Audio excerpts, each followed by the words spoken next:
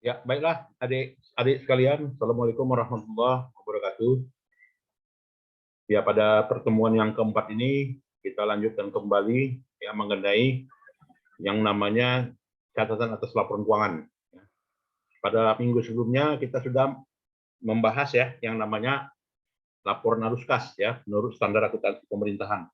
Jadi laporan arus kas kita kilas balik sekilas ya meliputi aktivitas operasi ya kan, aktivitas investasi, kemudian aktivitas pendanaan dan aktivitas transitoris ya. Itu yang karakteristik pada SAP ya, ditambah dengan aktivitas transitoris. Nah, berikutnya adalah berkaitan dengan catatan atas laporan keuangan ya yang juga tersaji yang merupakan bagian wajib ya pada laporan keuangan ya pada standar akuntansi pemerintahan. Jadi yang namanya laporan keuangan ya di sini meliputi ya adik-adik sekalian atau Bapak Ibu sekalian meliputi laporan keuangan untuk tujuan umum dan juga laporan keuangan yang diharapkan menjadi tujuan untuk tujuan umum gitu ya. Artinya ada entitas pelaporan yang ditujukan dan ada entitas pelaporan yang bukan entitas pelaporan. Nah, di sini ruang lingkup dari laporan keuangan itu kemana gitu ya. Jadi untuk meningkatkan transparansi tujuannya ini. Jadi namanya catatan itu tujuannya supaya lebih transparan begitu ya. Dan lebih paham atas penyajian informasi keuangan pemerintah daerah atau pemerintah pusat.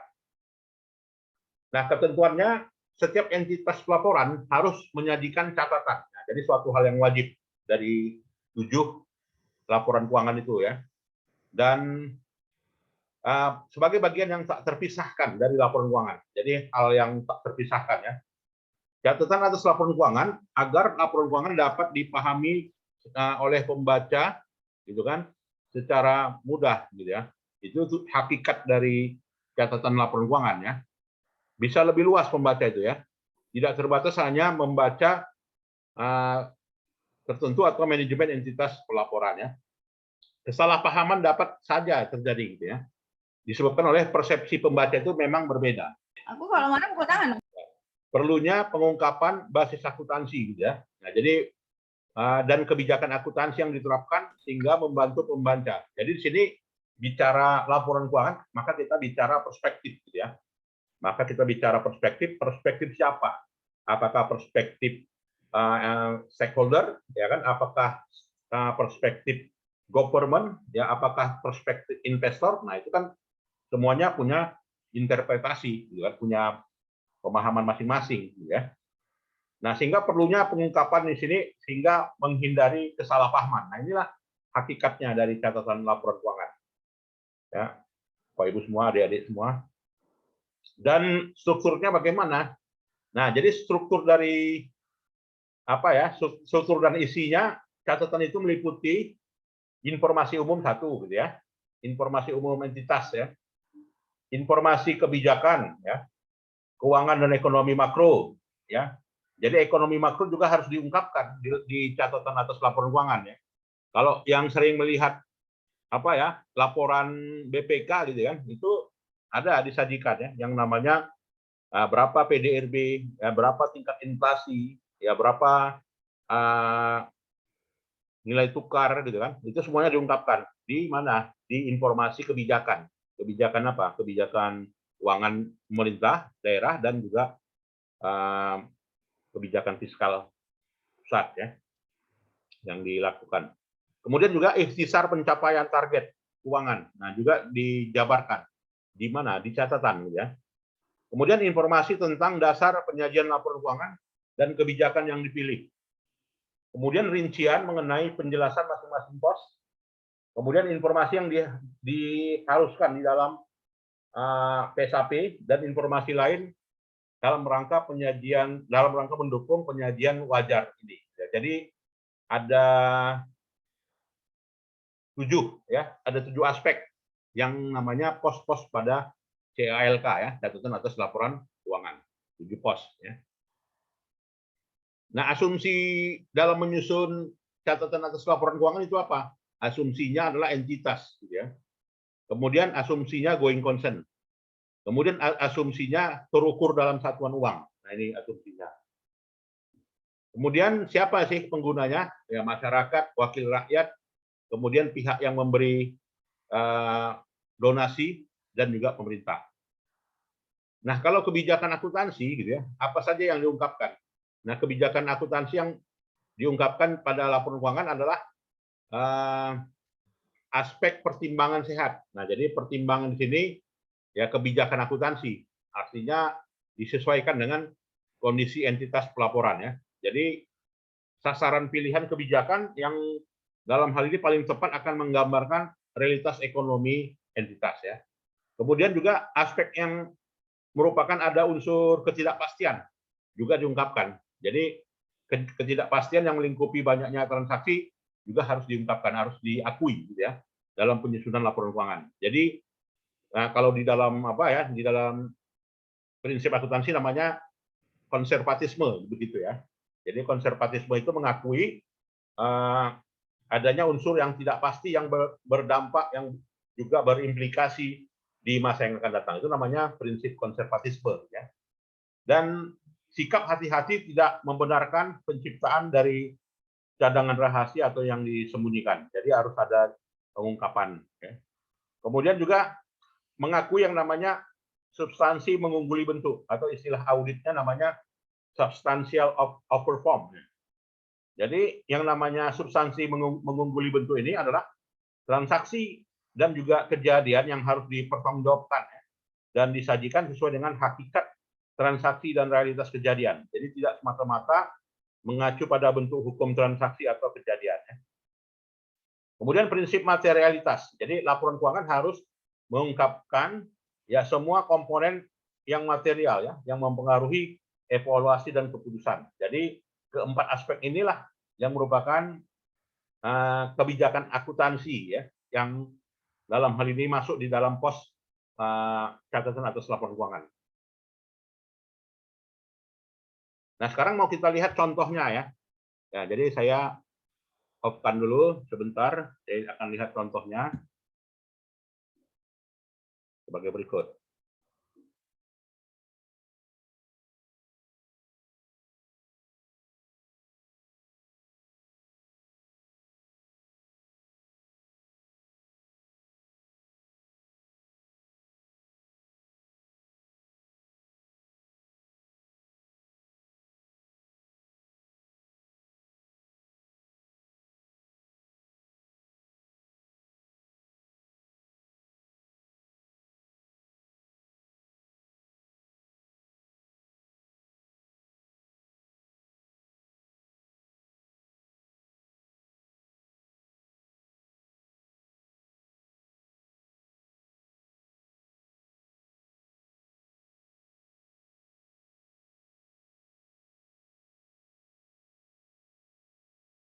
Sebentar ya.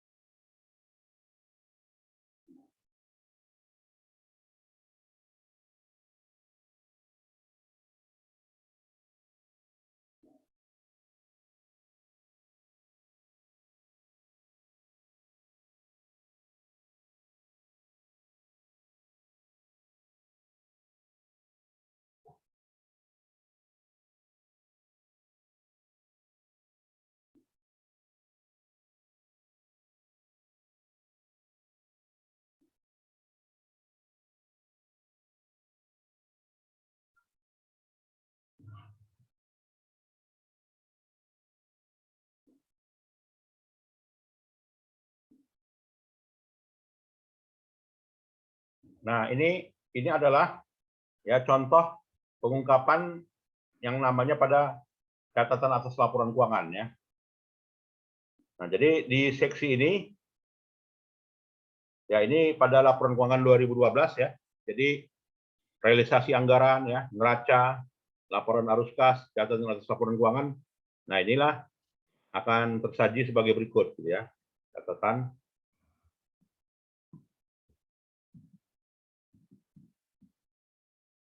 Nah, ini. Nah, jadi 7 section tadi meliputi tujuan penyusunan laporan keuangan, ya, kemudian landasan hukum, ya, diungkapkan ya di catatan atas laporan keuangan. Jadi mulai dari undang-undang sampai pada perda ya, atau juga perwaku, gitu ya. Kemudian sistematikanya meliputi sistematika penyajian catatan juga harus ada, yang meliputi pendahuluan, kemudian ekonomi makro dan kebijakan keuangan, serta pencapaian target kinerja. Ya, jadi meliputi sub ekonomi makro, kemudian kebijakan umum pengelolaan keuangan daerah, kemudian indikator pencapaian target kinerja Sumatera Utara misalnya, kemudian ikhtisar pencapaian kinerja. Nah, jadi ikhtisarkan ya. Jadi ikhtisar realisasi, ikhtisar kendala dan hambatan juga diungkapkan. Kemudian juga kebijakan akuntansinya. Oke. Kemudian juga penjelasan atas pos-pos laporan keuangan. Jadi mulai dari pos pendapatan ya, pos belanja, pos surplus, pos pembiayaan, pos sisa lebih pembiayaan, pos aset kewajiban sampai pada arus kas. Nah, jadi ini diungkapkan. Jadi ekonomi makro meliputi PDRB gitu ya. Jadi berapa persen PDRB-nya, kemudian PDRB secara total juga boleh ya. Kemudian pertumbuhan ekonomi ya disajikan dengan persen ya pada catatan atas laporan keuangan tersebut. Ya, kemudian kebijakan umum pengelolaan keuangan ya disajikan sebagai berikut. Nah, jadi kebijakan pendapatan bagaimana, kebijakan belanja bagaimana, ya kebijakan pendapatan itu bagaimana ya berdasarkan pada berdasarkan pada aturan yang berlaku. Kemudian pengelolaan pembiayaan bagaimana ya. Nah, ini kemudian pendapatan asli daerah disajikan ya mulai dari anggarannya sampai realisasinya berapa yang dicapai. Nah, itu disajikan di catatan atas laporan keuangan. Nah, itu. Ya, lain-lain PAD ya disajikan berapa yang realisasi, berapa yang dianggarkan. Itu. Jadi secara keseluruhan lain-lain pendapatan asli daerah yang sah direncanakan sekian dan direalisasikan sekian. Nah, jadi ini yang namanya catatan ya. Dana perimbangan gitu juga ya diungkapkan di catatan atas laporan keuangan. Kemudian transfer pemerintah pusat juga disajikan ya. Kemudian lain-lain pendapatan daerah yang sah juga disajikan sebagai berikut. Nah, ini ikhtisar pencapaian keuangan ya di perdinas ya. Jadi perdinas atau juga per kementerian ya di level pemerintah pusat disajikan berapa yang dianggarkan, berapa yang realisasi. Ya, kemudian ya, jadi kalau ada 33 dinas, 33-nya. Nah, boleh ini ya bagi yang mau menganalisa tingkat apa ya, tingkat penyampaian atau juga tingkat pengungkapan atau catatan laporan keuangan, boleh aja nanti dibuat tesis ya bagi yang berminat untuk meneliti hal ini. Oke.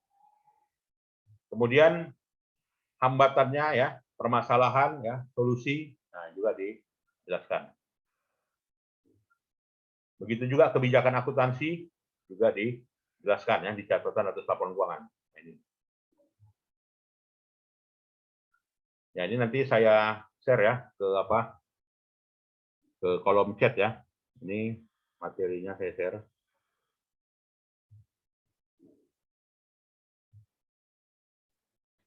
Iya Pak, share aja di kolom chat biar kami bisa baca-baca Pak. Boleh. Ini saya share dulu.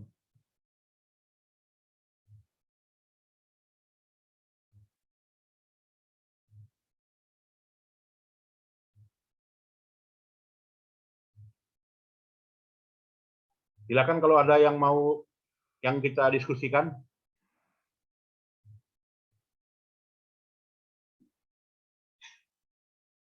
Bentar ya.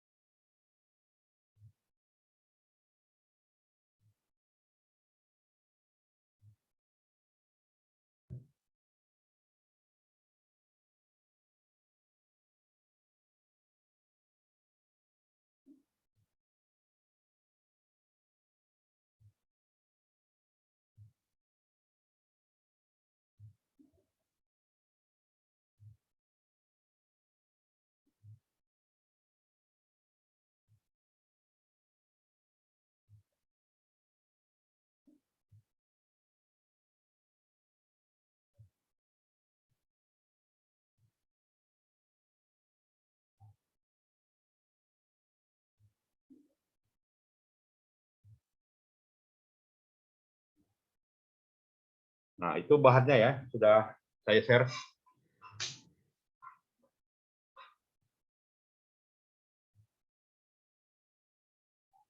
Nah, kira-kira ada yang mau kita diskusikan, hadirin sekalian?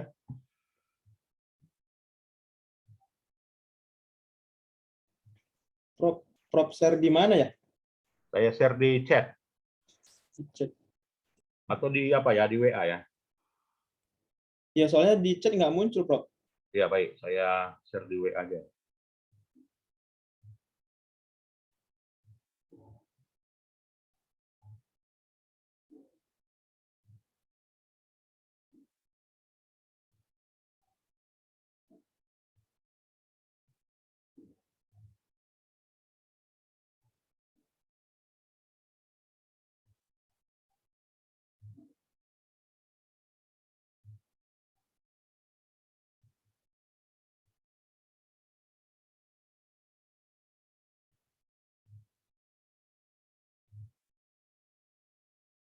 Udah muncul kan di chat?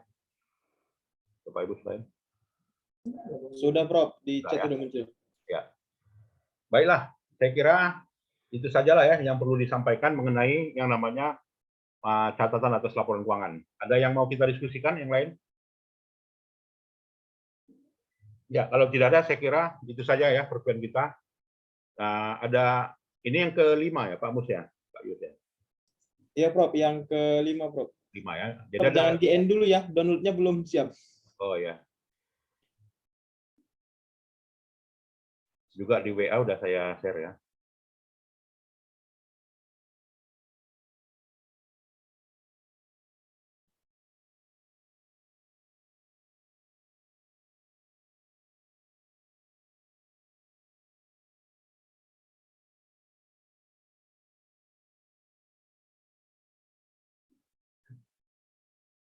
Baiklah, kalau tidak ada, saya kira itu saja ya perkuliahan kita, dan kita lanjutkan di minggu depannya 2 kali pertemuan lagi ya. UAS-nya sudah kita hitung yang kemarin. Baik, Prof.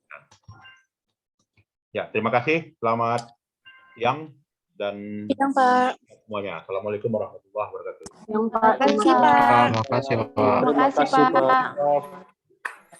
Boleh meninggalkan ruangan.